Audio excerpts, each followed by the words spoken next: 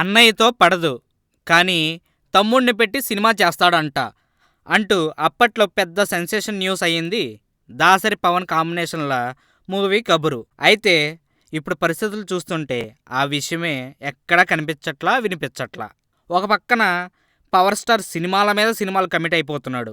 అందులో హారికా హాసిని బ్యానర్, తర్వాత ఏం రత్నం మూవీ, ఆ తర్వాత నిర్మాత దానయ్యతో. ఇలా చూస్తే 2018 వరకు కూడా పవన్ ఫుల్ బిజీ. ఇంకా 2018 తర్వాత 2019 ఎలక్షన్స్ కోసం పవన్ రాజకీయ బరిలో దిగుతాడు. ఆ టైంలో దాసరితో సినిమా అంటే కొంచెం కష్టమే. అంటే ఇలా అన్నీ చూస్తుంటే దాసరి పవర్ స్టార్ సినిమా ఆటకెక్కిందనే చెప్పాలి. అది సంగతి. ఈ వీడియో మీకు నచ్చినట్లయితే సబ్స్క్రైబ్ చేయండి. ఫిలిమి స్టార్స్ బోలెడంత న్యూస్ బోల్డ్గా.